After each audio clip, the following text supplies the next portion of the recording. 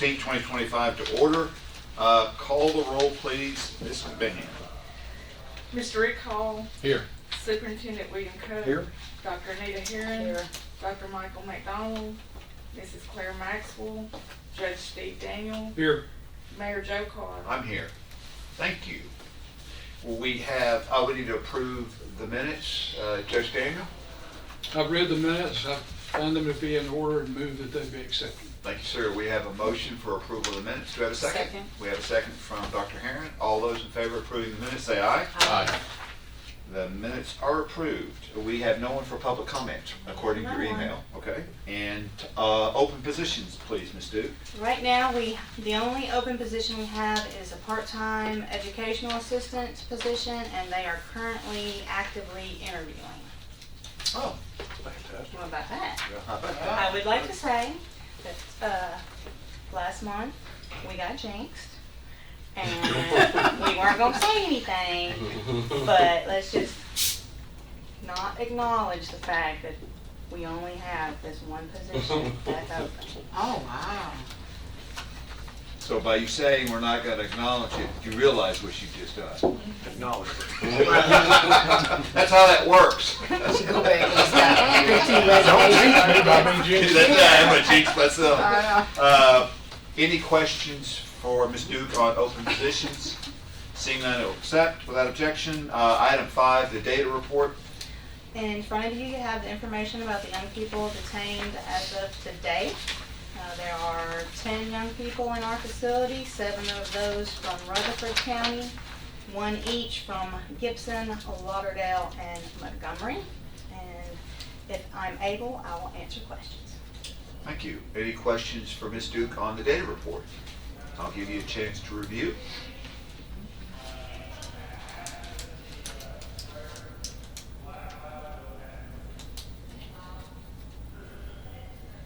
If there are no objections and there are no questions, we will accept.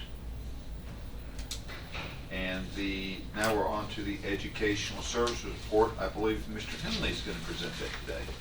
So Garland is here with us, Garland Henley.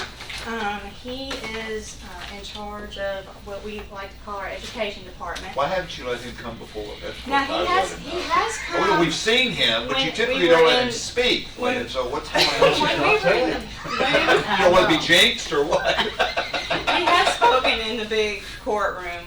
In the big room. Yes, in the big room before. Generally, we just talk about what has happened in the previous month. And then I have offered him to come to this meeting today and just take a barrage of questions. I didn't get any questions beforehand, so he knew that he was just going to sit and answer questions Good. as they came up. And then he has a little list of, like, if y'all can't come up with anything, then he has some stuff he can discuss. But so he's here and available to talk all things education. So, Mr. Henley, why don't you kind of go ahead and get us started? I'm sure we'll have some questions and get to the extent that you're unable to answer them today. We may get you to come back at the next meeting if that's okay. But why don't you go ahead? Well, this group always has questions. I just can't with all certainty tell you if you're going to be able to answer them. So, right? So anyway, go ahead. Garland Henley, Transition Life Skills Facilitator at the Rutherford County Juvenile Detention Center. How long you been at the Juvenile Detention Center, Garland? 17 years. He was actually 17 years? he was Wow. with us at Okay. the old facility. Oh, wow, okay. Yeah. Well, thank you for your service. Thank you very, very much.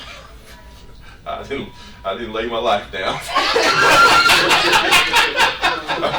I feel like Yeah, did you tell him to say that? No. Was that what y'all were talking about before? No, you said You giving him tips or what to say? I did tell her to punch him if he starts getting long-winded. I'm on a tight leash. I love it. But no, I'm over our education department, different services that we provide for the kids, and that's kind of it.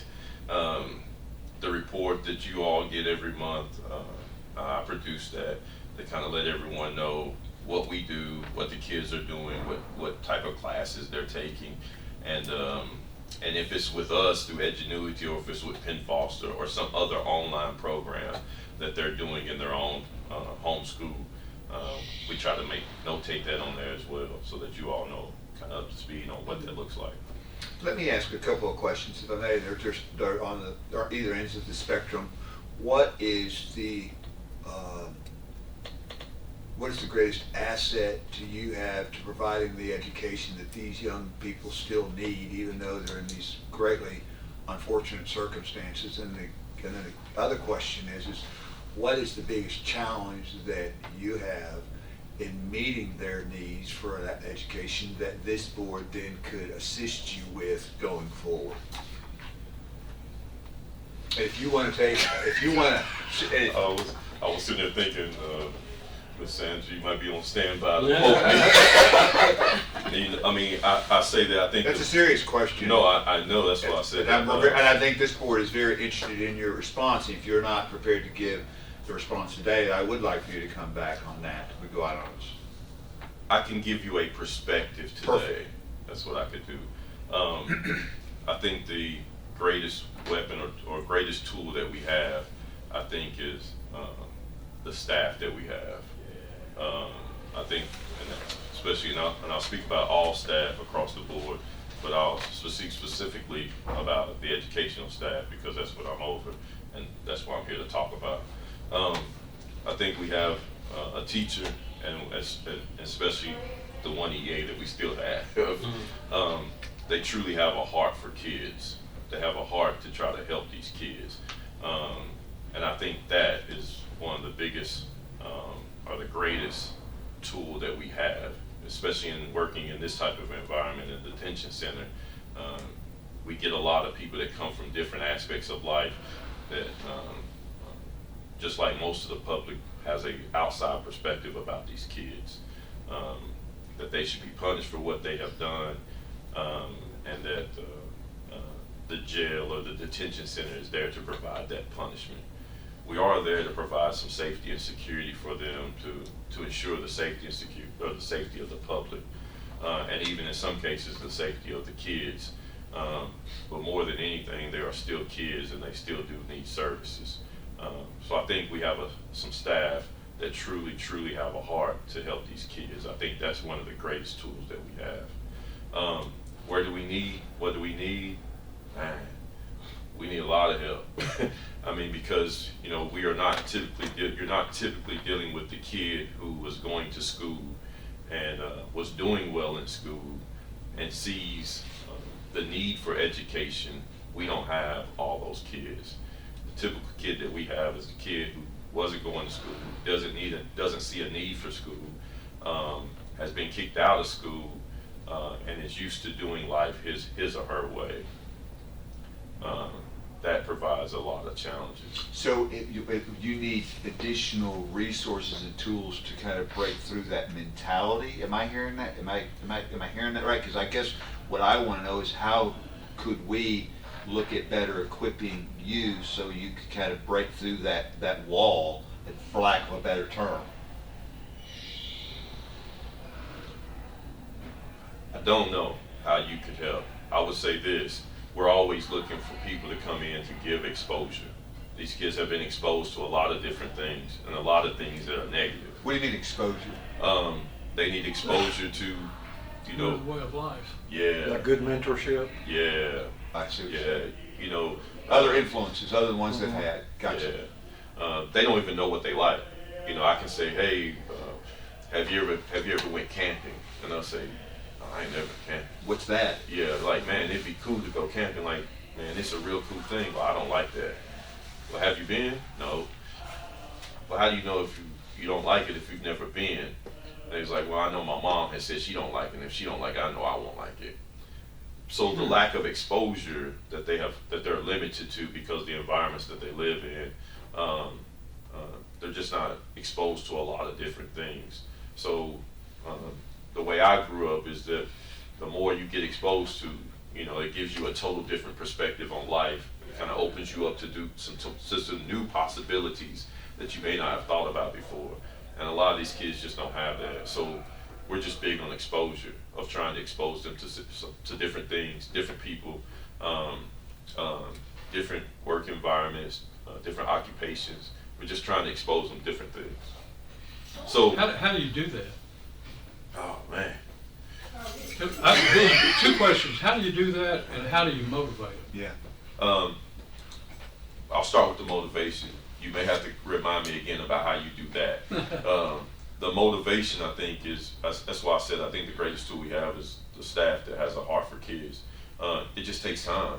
It's going to take They time. got to get confidence. Yeah, well, you have to build a rapport with them to be able to, over time, and be consistent with them, that they see that you really do care. And at that moment, once they see that you care, then they'll start to open up to figure out what you know. But typically, these kids, you know, to be in the environments that they grow up in, a lot of these kids, in the you know, we're in the South, the Bible Belt. We would use it in the church to say discernment. These kids have it because they're putting their lives on the line a lot of times out here in these streets. So they read people quickly. So you have to be given some time and be consistent with them, because that's part of the test. Is if you say you're gonna do something, you better do it. And then the more I see you do that over time, the more that makes me say I can rely on you. That what you say to me may be true. That's just a process. You got to be genuine. Yeah, and most definitely that. Most definitely that. So picking up on that, thank you. So what you're talking about is there's incredible amount of street smart that they have. They're very, very perceptive, very street smart. Yep. How can then you and your staff use that asset they have and survive, which is a survival skill, I would assume, right? Mm-hmm. And use that to your benefit in reaching them to get them to understand that there really is another perspective out there that would benefit them in the long term. I'm going to beat this horse to death. I believe it's the staff. I'm telling you, they truly have a heart to help them. So even because of that, it allows you to be resilient. It allows you to deal with the resistance at first, where if they didn't have a heart for the kids, then they would just stick to black and white. You didn't do. They would give up. Yeah, you didn't do. Here's the consequences. But in that, I understand I could write you up in this moment, but I really understand that you're communicating something to me that you don't have the vocabulary to communicate with. So your reaction in this moment is really you seeking for help, and I understand that because I have a heart for you. Instead of me just saying you broke the rules, go to your room, or here's a write-up. You know what I'm saying? Like you really got to have a heart to be able to endure some of that, and to move on and keep the main thing the main thing. So I say that to say is like I'm truly happy with the staff that we have. Talk about your staff for a second, Mr. Garland. Okay. How many's in your staff? What are their roles? What are their functions? We have one full-time teacher, Mr. Michael Vaughn. He came from the school system. He was a Rutherford County employee with the Rutherford County Schools. We're blessed to have him. He has a wealth of knowledge. How long has he been with the department? A little over a year. But he came from the school that we're dealing with right now. So he's not retired, hadn't been in the school system for 10 years. He was actively in the school system. And he had been doing that for a while. He's came from different environments. He worked at an alternative school in Nashville, and he's worked here in the Rutherford County schools. Can I ask, I'm so sorry, I'm late, everybody. Who are we talking about here? Our full-time teacher through the county, Mr. Oh. Michael Vaughn. Ms. Oh, Mahan- okay, yes. Ms. Mahan, let the Over the minutes educational reflect. program. Yes, Ms. okay. Mahan, let the minutes reflect that Claire is present. Yes, I do apologize, everyone. I was Go on the ahead. phone and could not get off. We have an educational assistant. She's currently, Yes. currently Yes. was in the school district before she came to us, but she was from Warren County. She had been an EA for the school district in Warren County for over 10 years. Right now, we have a part-time chaplain that's part of the educational department. He's been a pastor for I don't know how many years. He has a heart for these kids, and I think the mixture of that group with the experience on top of being in the school district and working with kids for so long, they can look past the fact of the behavior that's in front of them with the common goal of trying to move them forward. If we had people that didn't have that type of experience or that thought process or that heart, it would be a little harder to kind of get through some of the things that sometimes you have to deal with throughout the day. You spoke of resources, and when you look at this data report, the 10 people, young people are there, they're not going anywhere with what those charges are. What kind of resources could be used in the facility to reach those people? And the other part of this question is, you generally don't have a long time with these folks to develop that rapport. How do you overcome that? I'm getting a little older. I'm gonna hit on something and then I may forget about something. That's So fine. I ask you to Yeah, bring the that's question fine. back around. Your first question is resources. Every year we put out a survey. The state sends a survey, and then we do a survey with the kids once a year to kind of see kind of what environment they came from, what's going on, things of that nature. Based on those reports and just getting to know the kids, we develop resources for that. The biggest thing that I said before is we've got resources where we're trying to give exposure. We have a gentleman by the name of Mr. Ryan Kennedy that's coming in. He owns his own. He calls it Total Transformation. He's an entrepreneur. He works in the trades. He do HVAC, plumbing, electrical, and they do a little gas. So he comes in. We have him come in to talk about the different trades and the possibilities that lie there. We have Mr. Jeff Sheeks. I'm always nervous to say his name, his last name. But he comes and he does character building with the kids. He's known all throughout Metro Nashville. He has a program that's up there, Nashville Youth for Christ. They come down, they work in the Rutherford County schools as well. You may have heard of them. They do prayer at the flagpoles with the kids. So they do some programming here in our county as well as Davidson County with the kids. They work at different state facilities as well, providing programs. So he comes down to do some stuff like that. You have a group of volunteers that you sort of cycle through, and each one generally has something that they have the want to work with the kids, and then they have something that they can bring that circles to his exposure, and so he tries to hit as many different exposure groups as possible, especially forward thinking that some of these youth are going to have a criminal history, and so let's make sure that the exposure that we give is something that it isn't just a waste of time for them to hear about.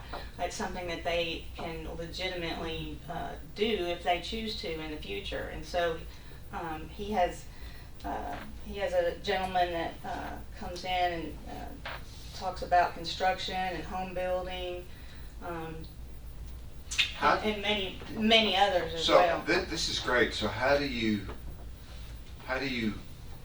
make those things matter to these young people, and at the same time deal with what I can't imagine being the loss of hope? How do you get at the same time where you're trying to instill in them the idea that there's the tunnel, the light at the end of the tunnel is not an oncoming train, it's actually an opportunity, and the despair that you might be dealing with, and then you're bringing in HVAC and plumbing and all these trades. Well, for them to grasp that means that there's an end to the circumstances in which they find themselves, and sometimes that hopelessness can lead to despair and is overwhelming. How do you deal with the challenge of that? That's a big one. Yeah, that is a challenge.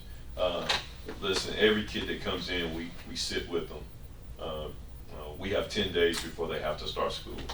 Those 10 days allows us and the Rutherford County schools to help us, to assist us in getting records, transcripts, to be able to identify what classes that they're taking, to make sure that we're putting them in classes that correspond with what they were already taking, what they're currently in. So we try to use those 10 days to the best of our ability to be able to talk to them, build some type of rapport. We got 4 pillars that we're always going to work with our group.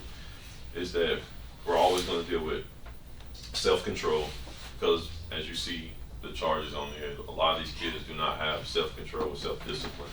2 is we're always going to deal with leadership, because a lot of these kids display great leadership. It's just focused in the wrong direction, pointed in the wrong direction. 3 is that we're going to talk about maturity. A lot of these guys come in and say, I'm a man, I want you to treat me as a man. Good, we'll use that. You don't really understand what manhood looks like, so those are things we're going to talk about. And then the 4th thing is we're going to give you hope. You're going to need hope to get through this situation. And if we don't have hope, then none of the other things are really going to pan out the way we Absolutely. So That may be number 1. If you want to kind of lead into the small victory that we talked about, Okay. Without divulging any Right. confidential information, I think that So, ties into this. so Can I just piggyback off the mayor's, before you go into that? Because I was just listening, and you mentioned like 3 things, and you said resiliency, street smart, and then I would just want to add on like arrested development, because I think, like, how do you tap into their resiliency and their street smart to make it so creative in that jail? Yes. So in that short length of time, it's like a crisis intervention that you're going to be doing with them, so that they can buy in. I mean, because otherwise, what programs will be set up for them? Not just your people that are coming in, but those people have to specialize in tapping in. Because we all have our resilient point. And if anybody, I used to say to my kids, if I have a choice, I'd rather do a street kid, because I know I'm going to eat. I'm not going to eat with you, like, because you want me to feed you. But they're going to lead me down the path. My whole point is alternative ed, but resiliency and street smart is a creative point in that. And so, like you said, they're transparency, they're genuine, they want to tap into you. That's how they tap into us. How do we tap into that to make sure that they have those resources that are in place? And so that is where I thought the youth services could come in. I want to know what kind of services are in place, because even if you tell me that they're getting all of these HVAC and all of that stuff, I want to know where they're reading at, because I can assure you that if I think about 2020, they're definitely not on target at any point. And that's not just these kids, it's all kids because of COVID, right? And so I just want to know, like, what type of service, to piggyback off the mayor, what type of services that we could put in place, or the board can assist in making sure that these kids that you're tapping into, when they come in those 10 days that you have, you're tapping into, like, creative, like they never went camping. You have a gym. Can you set up some tents and show what camping looks like? Like, that's like, oh, you never been camping? Let's just go in there and sleep during the day. Not at night, but during the day.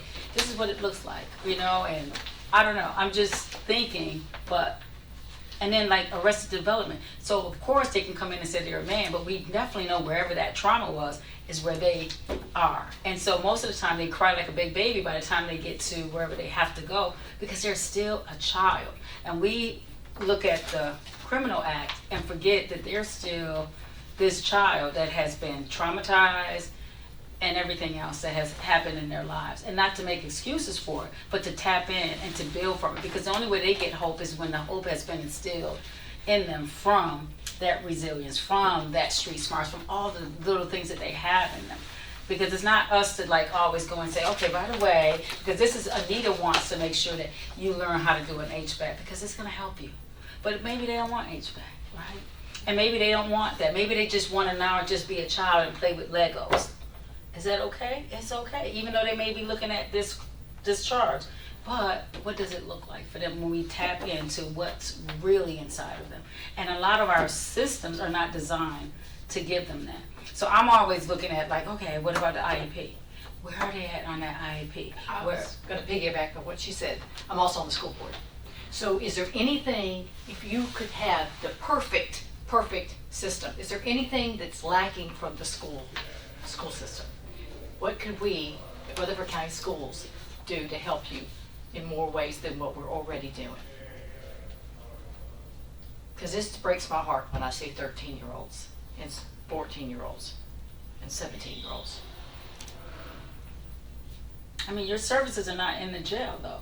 Like, so if you really want to, like, you don't have services that are designed for those kids in the system. Like, they are supposed to have the same services, supposed to look exactly blanketed the same way, and that's not taking place. Other than, you're right, and we have the online learning, but beyond that, I don't know what we can do, other than, we've discussed this before, when you all do have someone that wants to have someone from the school there to celebrate their graduation. We've not been there in the past, but the director of schools and I, as chairwoman, will be there if the family and them wants to be there. But there's way more to it. Like, I agree with her. There, you know, but we have a lot more things that we do in our school system than we did 20 years ago too. Right, but it's not in the system, right? It's in the system of when the kids sit at the table, when they sitting in the classroom. These kids are not at the classroom, and so that's the place that we're at. What happens to those kids? Like, they should have the same. It should not be any different, no separation in it. And we understand there are some barriers. However, but there's not that many barriers that can't take place, that he can't get everything that he needs. So even if I'm looking at Foster Penn, well, a Spanish teacher can come in there. You have Spanish teachers. You have people that can come in there and teach Spanish. You don't have to pay, because now I'm looking at is that our county's budget now at that point. Because when you have the person that is a breathing person. So I don't want to go down the rabbit hole, but I'm just thinking is that what program can we put that would assist you? And my thing is always resiliency, street smart, and to deal with that where those kids are right then. Like wherever they are, in addition to school, in addition to the chaplain, in addition to all those people that come out, because they need all of those people. It's a village that we need, right? But they need also that other stuff that taps into them. And what do you need there? And that's ultimately my question. Well, this may be a bit unfair to Mr. Henley, because what he's dealing with is a very finite number of folks that have very serious charges, and he's trying to motivate them in that arena. But there is a huge, vast number of youth that are not doing well in school and are not doing well performance-wise at home, that there doesn't seem to be a whole lot of services that are delivered there. And I guess those services would have to be delivered by whatever social services exist through the juvenile court system. Well, it comes down to connections too. If you've got a kid at school who's behaving poorly, doing stuff out of school, all it takes is one teacher who's decided that that kid's valuable. It could be a coach, it could be a teacher, it could be the janitor. It could be one connection, and that's where it comes in. And I think in the juvenile detention center, it's not going to be with every kid, but you're going to get that one kid. Gosh, this guy who's helping me every day and helping me with my school, the EA or whatever, he cares about me. Maybe this is the first time somebody actually acted like they cared about me. That's why it's so important to have people like you, sir, and to have the right people there that do have a heart, because kids can see your heart. Now, it's not going to work with everybody, but you're right. We don't have all the answers, and we don't have all the programs, but we have a lot more going on with our counselors, and we have a drug program now for some of these kids. We're able to do more than we used to do, and I want to make sure that your kids that come in there for whatever time that they're there can get the maximum supports. And if there's more that you need, if you need 3 EAs, if you need 4 EAs, I'll fight for it. Because I think that every child can turn it around. I know my own kids. Trust me, it's not been easy.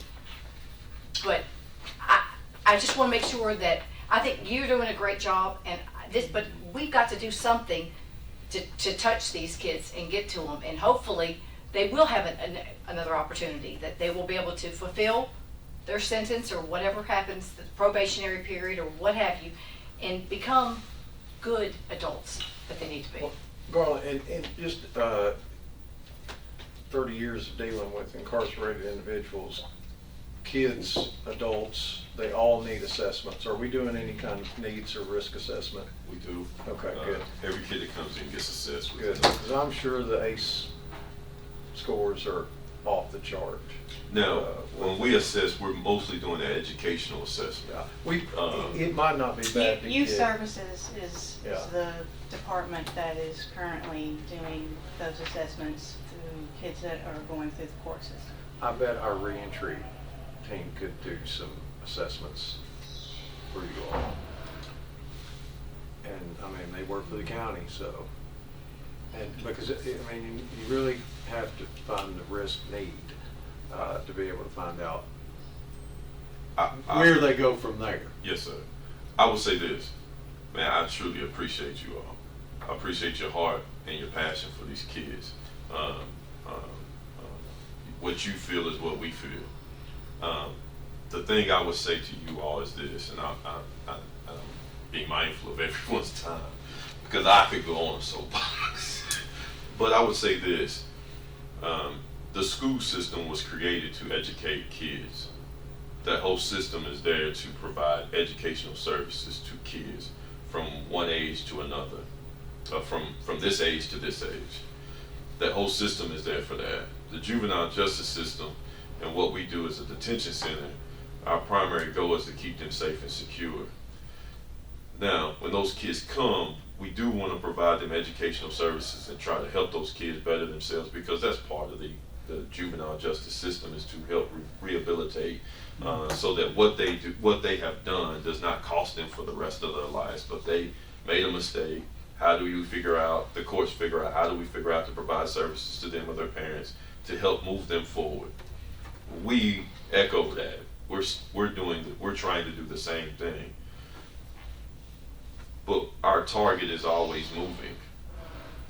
You know, the school system's target isn't moving all the time unless the powers that be say, hey, we're going to do a little something different now. We're going to use a different system to try to get different metrics now.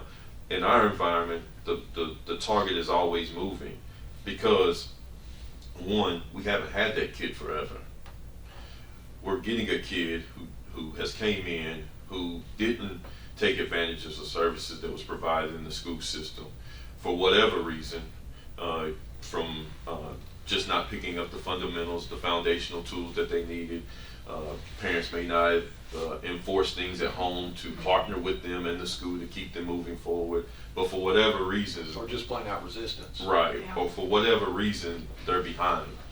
So we have that kid coming to a detention center who's already behind, who is already failing in the system that was created for them to succeed.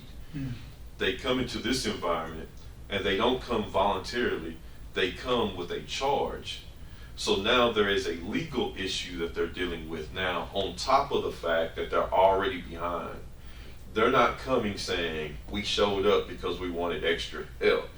You know what I'm saying? And then those kids that are there, they're not getting parented well. So they have a lot of behavioral issues that you have to process through. So, and that kid could be there 2 days, or it could be there 2 years. You don't know how long you have with that kid. Those become the things that it's a moving target that is hard to shoot at and hit every single time. So what do? You assess the kid. We assess the kid to see where they're at. We then get records to see when's the last time the kid been in school and what classes is that kid currently taking, so that we can keep him or she moving forward, or him and her moving forward throughout the process. A lot of our kids haven't been in school for over a year or two.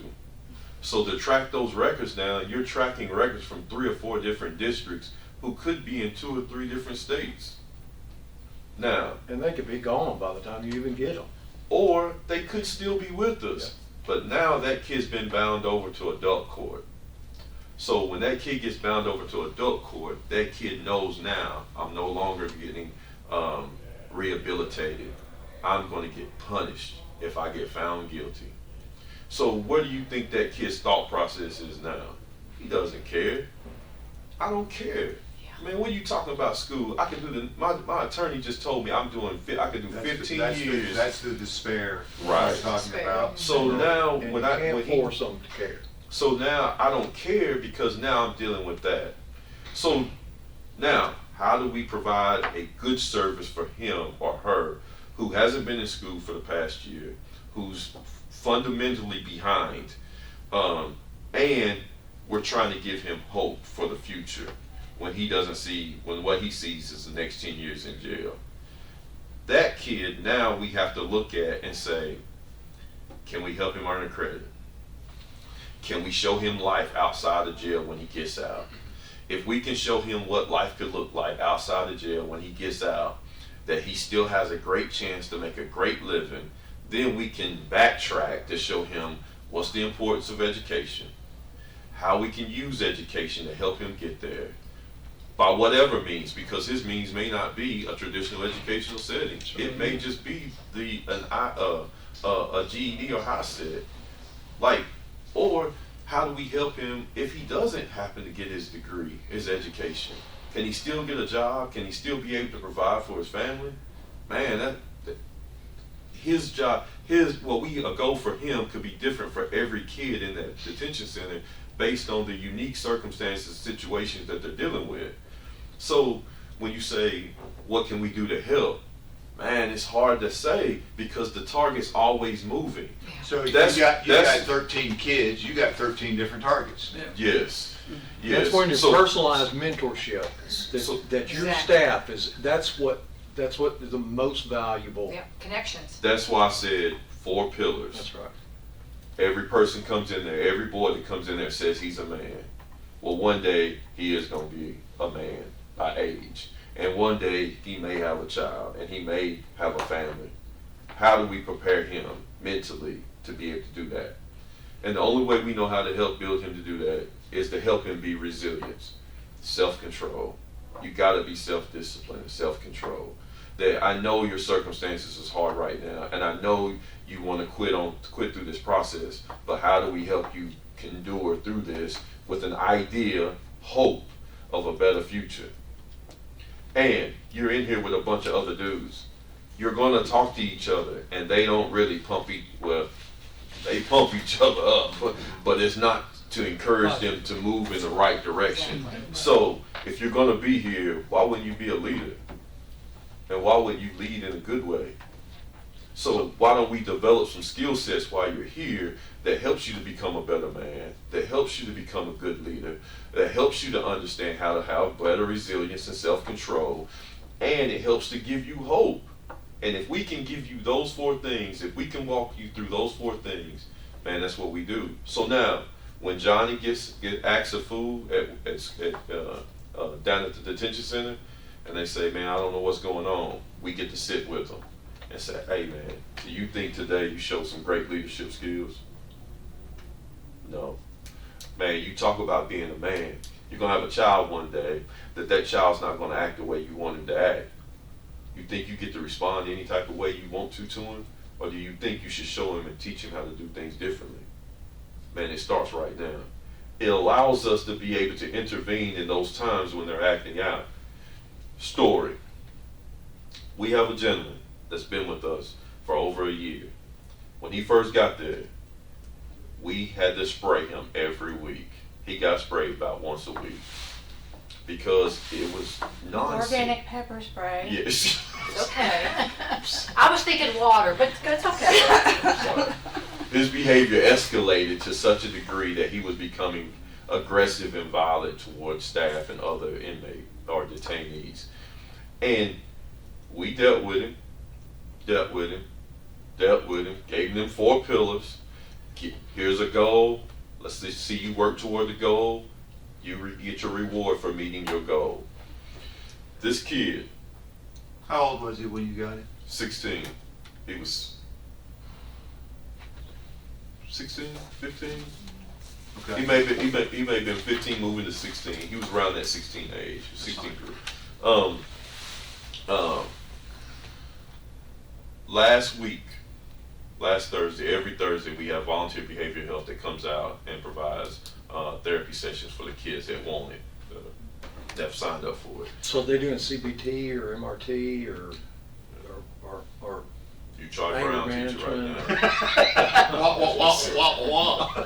It is Cognitive behavioral therapy or? Well, they just talk to them about what, Okay. just a therapy session Okay. for the kid to be able to talk about whatever they're dealing with, Okay. and she So listens. it's just and- one-on-one? Yes, sir. Okay. Yes, sir. So he goes to the session. He's in the session. Apparently, he leaves early. Tells her he doesn't want to. He's mad. He wants to go back to his room. He goes to his room, and we get a phone. There's radio traffic that says, "Hey, Mr. G," which the kids call me Mr. G, or Pastor T, is the chaplain that they call Pastor T. Could one of you all come to Bravo Pod? Well, I was up at admin at the time, and I couldn't get away, so I called Pastor T and said, "Hey, can you go to Bravo Pod and see what's going on?" So he goes to Bravo Pod, and I tell him I'll be there once I leave here. I get down there, and there's a kid, who's been with us for over a year. There's tissue on the table, and I came in with a joke because he's a jokester. And I came in with a joke, and he turned around and looked at me. I said, "Are you okay?" And Pastor T said, "We doing better. He's doing better." And to come to find out is that this kid, who was a very big disruptive issue for us when he first got there, we've worked with him from top to bottom. I've worked with him that he says, "Yeah, when I was in the therapy session, she was saying stuff to me that wasn't wrong. I know it wasn't wrong. She was telling me right, but I was getting mad. And I was getting so mad that I felt like I wanted to do something. So I just told her, it's over with. I want to go back to my room." So he came and got me. And when I was walking back to my room, I was thinking, man, I'm going to flood the cell. I'm going to kick these doors. Like I'm going to just act out. Like I'm mad. And he said, but when I got to my room, I couldn't do it. Like I wanted to flood my cell. I wanted to bang on the door, but I couldn't do it. And that was making me mad because I couldn't understand. I want to do this, but I can't do it. And he said, the only thing I could think of was I need to talk to somebody. And he said, I thought about you and Pastor T. So when we sit with him, we told him, hey man, welcome to maturity. Welcome to maturity. Manhood. Yeah, but because he doesn't know what that looks like, he hasn't had to self-regulate. It was unfamiliar to him. Yeah. He didn't know what to do with it. He'd never dealt with it before. Yeah, and so it was so foreign that I want to act out. But consciously, I know I shouldn't. Because he's used to acting out when he wants to. Because they're not just angry with other people. They're angry with themselves. No doubt. They don't like themselves. Yeah, They're at war with themselves. it's war with the idea of I know I should do something better, but I don't want to do something better because I want to act out in my feelings. They've lived a life where they could act out and do what they want to do. So for him, that's an uncomfortable feeling. And I don't have the vocabulary to be able to articulate it. So it sounds foreign. I feel uncomfortable. I don't know what to do right now. So to be able to be in that moment and be able to say, hey man, that's what maturity looks like. It feels a little funny, doesn't it? Like consciously, you know what you should do. Have they had anybody come in who possibly was them, had been in the detention center, was running around doing stuff, but they've turned their life completely around? Have they ever had that? That's someone they could aspire to be. That's somebody. Have we had anybody like that? I'm trying to get that to come to the alternative schools because they need to hear success stories. They need to hear those kind of things. Have they? Is that something that we could possibly do? Could we provide them with an opportunity to meet somebody who was running the streets and then was able to turn it around and become the successful business person? Or It's okay to Miss tell Annette- the story. Miss Annette Herring has done a wonderful job of providing us with that resource. Oh, Tristan? Yes, he was a man who was charged with murder, served quite a bit of time in the system, was able to get out, who took advantage of opportunities that was provided to him while he was incarcerated, and he's came down quite a few times to talk to the kids. Awesome. I most definitely think it's relatable. I don't. One of the things that you've shared with me is that we have several employees and volunteers that have stories to Have share, stories to share. and tell. But some of the kids would say, "Y'all got gray hair. I don't want to hear a story from a man who's got gray hair. Or no I want to hair." hear somebody. I want to hear the story from someone who looks like No, me." you're right. It needs to be relatable. And so the problem with that is the young people that look like them haven't had time enough to work through it well enough to be able to share it. They're a unicorn. Gotcha. That's the unicorn. It'd be great to have that. But I would. Robert Sherrill's a real good one, and if you could look him up, I mean, he'll come out and speak. They just have to have hope. So I would like Mr. Henley to finish his thought. He's tried to complete this thought 3 times now. No, and I'm no, going to ask the board to just kind of let him finish his thought. No, listen. I'm trying to be mindful of your time. But Ms. Duke has twice prompted you with it, and you keep trying to get started, and I would like for you to finish if that's okay.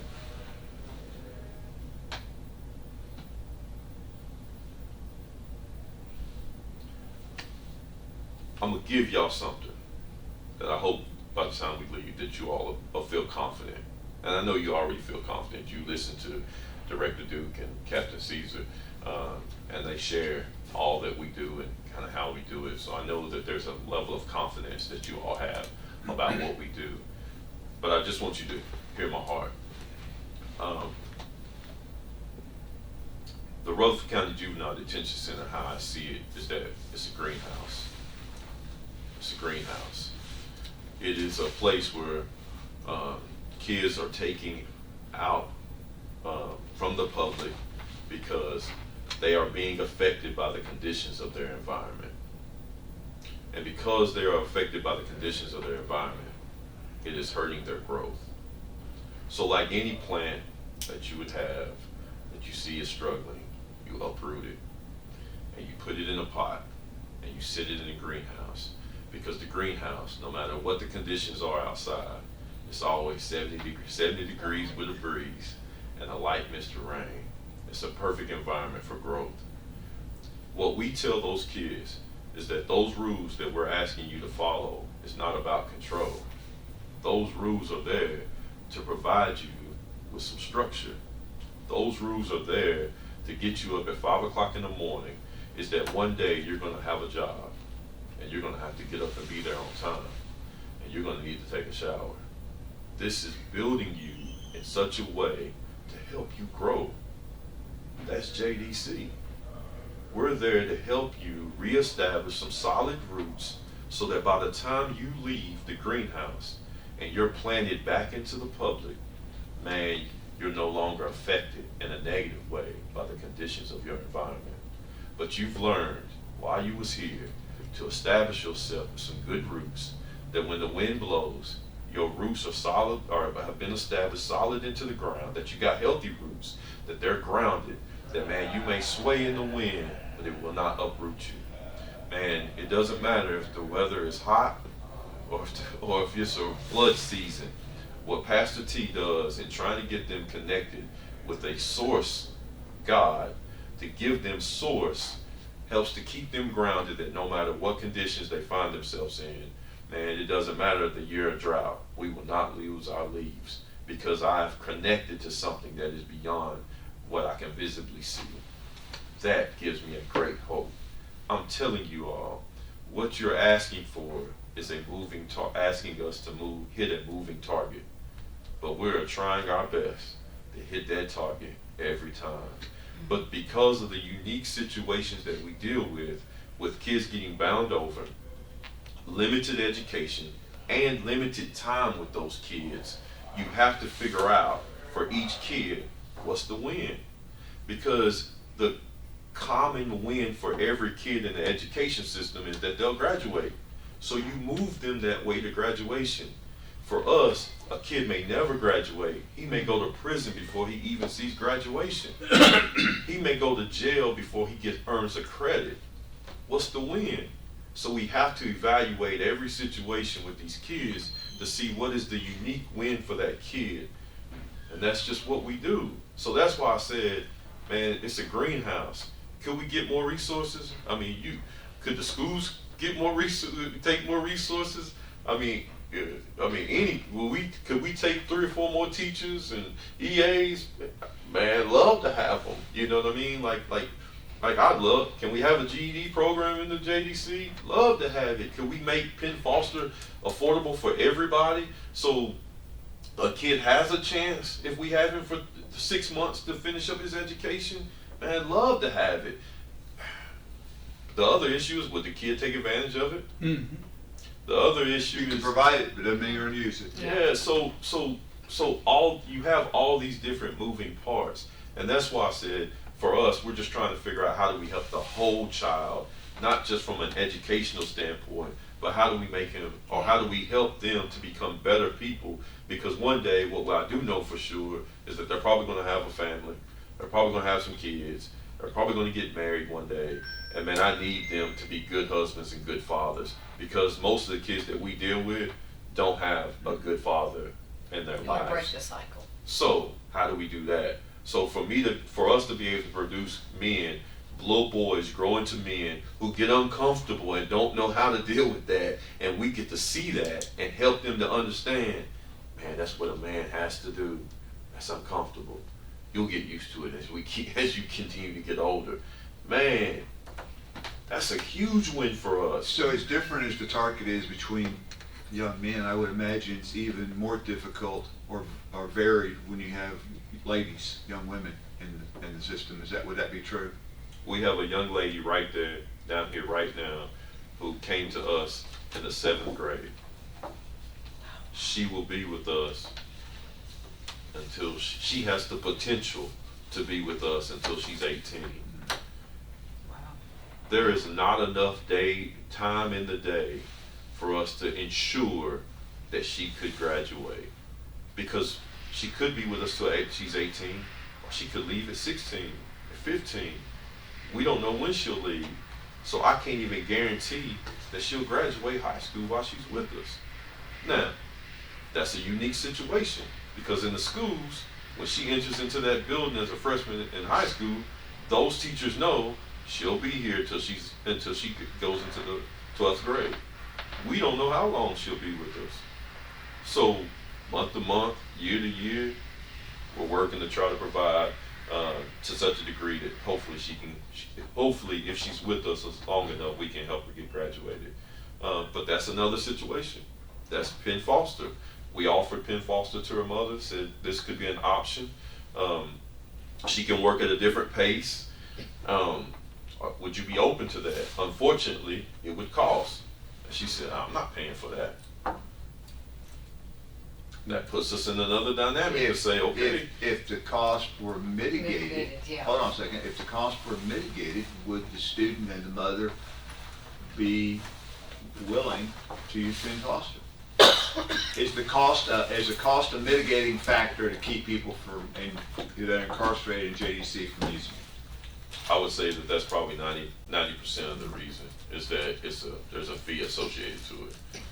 So if this board were looking for something to assist you with, was providing a financial supplement for Penn Foster, would that be something that Lynn, you, and Captain Cesar, Mr. Henley would be interested in the board taking a look at? I think what the board's trying to say is that we don't believe we're doing enough. What is it that we can do more to assist you? We're asking you to tell us what we need to do.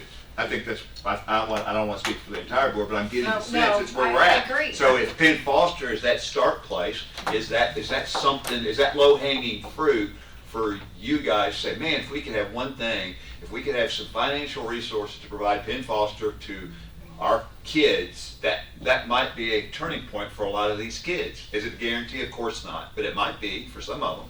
I most definitely would say it would be it is low-hanging fruit. That would be a starting point, yes. I think a lot of our kids would benefit through Penn Foster. If y'all been to our facility, in the common area, in housing, we have a board that has all the kids who have graduated during their detainment. All of those kids that's on that board graduated through Penn Foster. Okay. But it's pretty powerful Yeah. piece of evidence. Yeah. How much are we talking? Yeah, what, he'll, $1,200 to $1,400, around $1,400. For what period of time? A year. It is the program is a 3 to 4 year program. You have once you pay for the system, the system says from start to finish, here's what it is, here's how much it is, $1,400. I can't tell you exactly, but it's around that figure. $1,400. That's for the whole program. Once you send your transcripts to them, they'll credit you financially for what you have already completed. That shrinks the pay. Once that happens, then they give you a 3 to 4 year, I can't remember exactly which one it is, a 3 or 4 year payment plan that allows you to make those payments over a 4 year period of time. If you drop out, do you have to continue to pay? Yes, once you pay for the program, you're paying for the program. You're paying for it up front.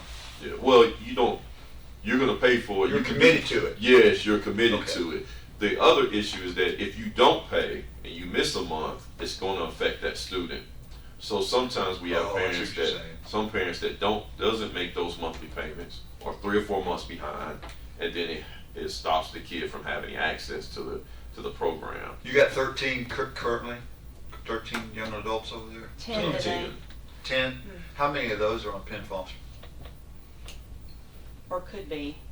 We have 2 that are currently on Penn Foster, Okay. but we have, How many, in your estimation, would take advantage of it if the county were to provide that service? we have 5 kids, if my math is correct, right off the top of my head, we have about 4 to 5 kids who have been bound over to adult court that could really take advantage of that An program. additional 4 to 5.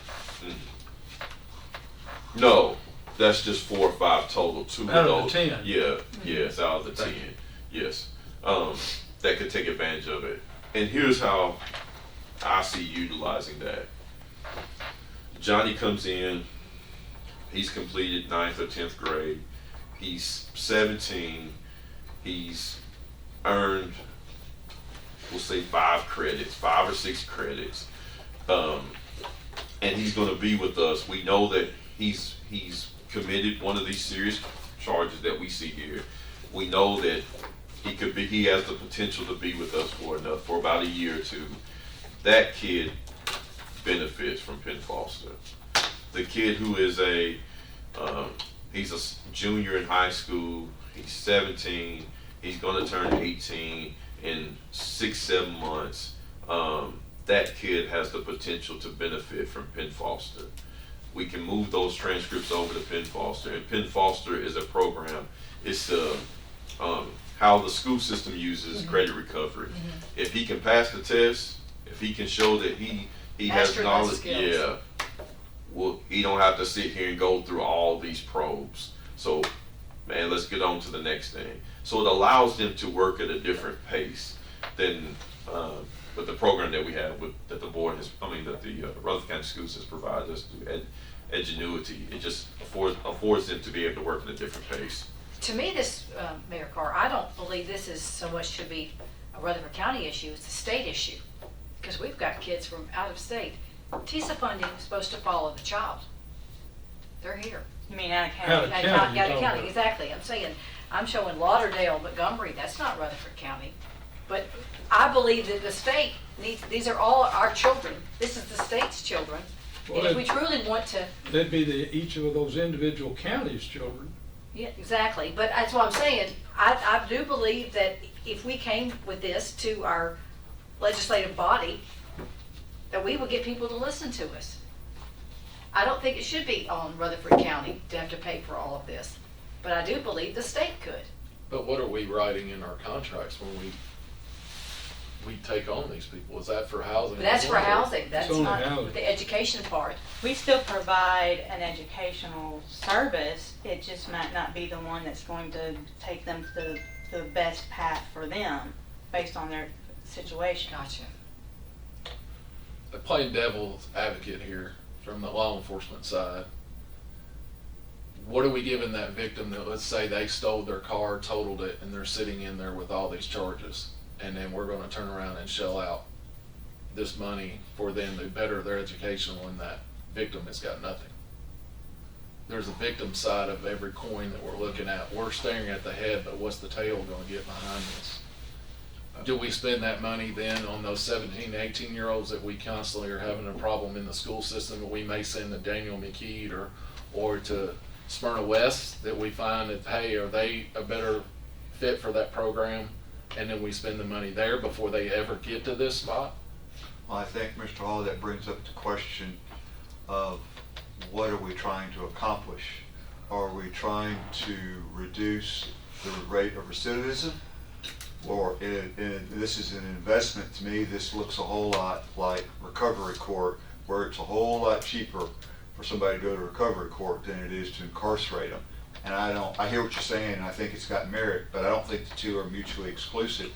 I think victims have a right for some recovery, but I think especially when it comes to minors, we also have an obligation to deposit hope and remove despair whenever possible. And education, I think everybody agrees, is a big part of the formula for doing that. So, Well, the entire concept of juvenile court is this non-criminal, it's a civil type action. It's just one small element deals with this type of thing where there are criminal charges. The whole idea about it is rehabilitate and move them through. But, I mean, I tell you what, somebody's gonna have to deal with these Right. folks, and they're all, like I've told people before, everybody ultimately gets out of penitentiary or jail. It's just how they come out. And indeed, I think Rick, I think what you're saying the argument has merit, and I think what I would like to do is, Mr. Henley, thank you for coming and sharing this today. I really mean that. You've opened my eyes at some things that I didn't know, but you've also, I think, given something for this board to chew on in the short term. Is how do we equip you with this particular tool that would deposit hope and remove despair?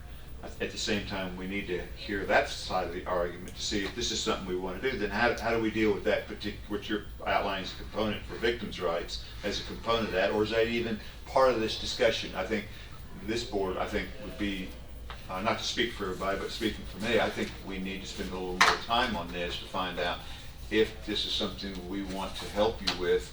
Can you, Lynn, you and your staff, help us financially quantify this, give us some data that allows us to determine the efficacy of this program within JDC, those kind of things, so that we can make an informed decision. And I'd invite the board to chime in at this point. Well, here's another aspect or cut on it. There might be some nonprofits who might want to Indeed. be involved in this. And We have a on an program. individual case. There may be some grant money available. We haven't even, this has come to the board's attention because of Mr. Henley's passion for what he does. And so we're now just trying to figure out, okay, where do we start? And there could be grants, there could be nonprofits, 501c3s, not just the county or the state, or maybe a combination of a number of things. I agree with Mayor Carr. There are lots of groups out there that would want to help, that would want to step up. This is a wonderful community. I really do believe it needs a little bit more studying, because like I said, we all really genuinely want to help. We can do more, we will. I didn't realize that, honestly, how much Penn Foster cost. I thought it was a lot less than that, and it's on me. Well, it points out another thing that Mr. Henley's been talking about, and it really cuts across the entire system. Everything is, there's a lot of people who need mentorship and just someone that could be a ear for them to talk to work through these problems they have. And that goes from people in the jail all the way through these types of situations where you have juvenile, maybe not that has gotten into the detention center, but are going through the juvenile system. And it seemed like that would be an area that could be very helpful, but I don't have an answer for it, just a thought. Another aspect I look at is that a kid, let's say, does a crime and goes in there for 20 days, and they make headway with that child within that 20 days. And then they go through the juvenile court and the juvenile judge releases them back into the program. Where are they supposed to go on Monday? They're back into a public school with none of the structure and nothing that y'all have laid out for 20 days and got them in a rhythm to doing. They're coming back out, back in the same neighborhood, same household, same friend body, same peer group, and then we throw zero resources at them. Well, it And just being- so happens that there's a free parenting class that a good friend of ours is offering to work with the whole family, and they don't have to be in detention to go to the parenting class. Well, I look at from the educational point of it is if a kid gets in trouble at a high school and we send them to one of the alternative schools, they know at the end of every day what their points are. And they got a game and a number of points, and then when they get that points, they get to go back to their other program. It shouldn't be told. You should know how many points you got. I'm gonna be here until they tell me I have enough points. That's the reward, is that you finally get to come in that day and say, oh, by the way, this was your last day, Monday, guess what? You get to go back to where you're at. They know they can do certain things for a certain amount of time because they're street smart, right? They know the streets. They know how to get by. They know where can you go to get your food. I can do it for so long and then I can move on. So it ought to be hidden. If they're in there for 20 days, let's say they're in there for 2, it's fine. If they're in there for 20 days, they ought to have an outlet from the school system that they come out in that continues this. But whatever they instill there has to be put into our school system to where it's not a whole different program. And we don't have 6 people development. We've got a couple people sitting at this table right now that's got it figured out, and they're making headway because they got examples of it. What can our school system learn from that to make it better, to make our Daniel McKee and our Smyrna West and things like that? Because those programs are only getting bigger. They're not getting smaller. But the kids do better. The kids do better academically at Well- Smyrna West and at Daniel McKee than they do in their big school, because they have that small classroom, they have that individualized attention that you can't give it in a big school. Plus in a different environment. Yep. Well, 30 years ago, you had things like Central State, you had military academies and things that the state stepped in and made differences. All those resources have been stripped, not statewide, but nationwide, to where our jail system, it's 70% or it's like a daycare because they're handing out pills to them every day for this ailment and that ailment and, you know, this problem that they have, and we've become a society of that. So they're hitting it head on every day, all day, same as law enforcement out here on the streets, and we as citizens are, because we're a victim of that sometimes, unfortunately. I appreciate the program that you do, and I know from previous experience what you guys can have the capability of doing, but it's on the outside here. How can we change? Rutherford County is a unique situation. If you look at Tennessee as a whole, we're the 5th or 4th largest county, but we're the only one that's not a metro government. We all have our cities that act alone and our county acts alone, where if a Nashville or Memphis or Knoxville, they're all metro things. No, they're not. Which one's not? The only metro government, there are only 3 metro governments in Tennessee. That would be Davidson County, Trousdale County, and Moore County. So Knox County, everything's independently. They're not metro. They're not metro. I apologize. Knox, Hamilton, Shelby, they're not metro. The only metro county is Davidson County, Moore County, and Trousdale County. Those are the 3.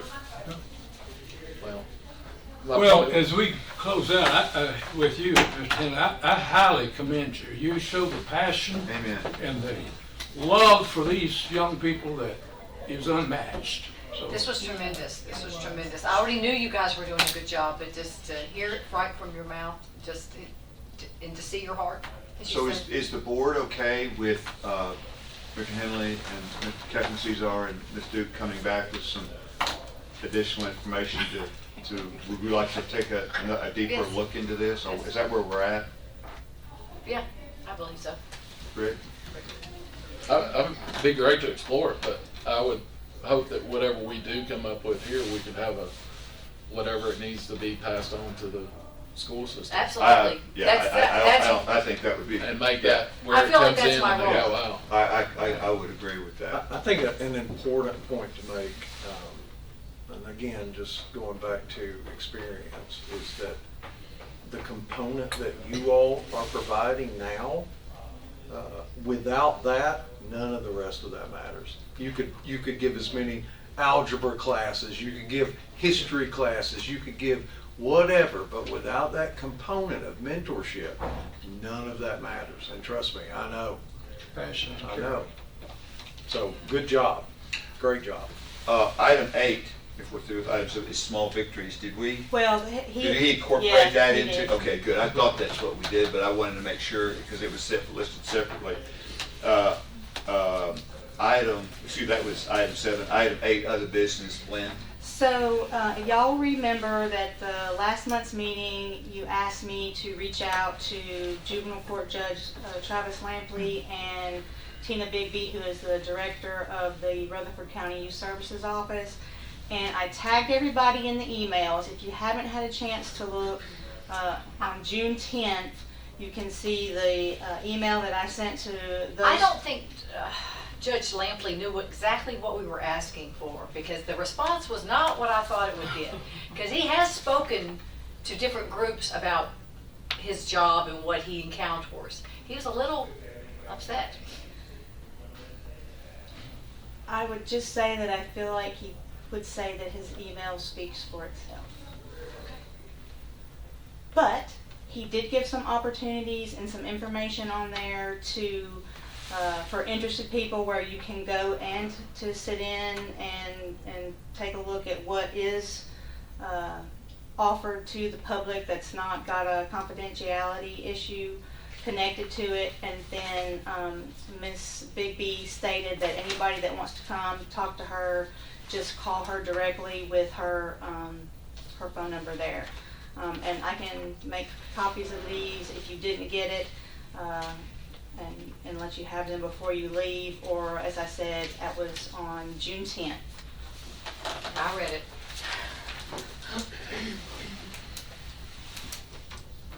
Any other business?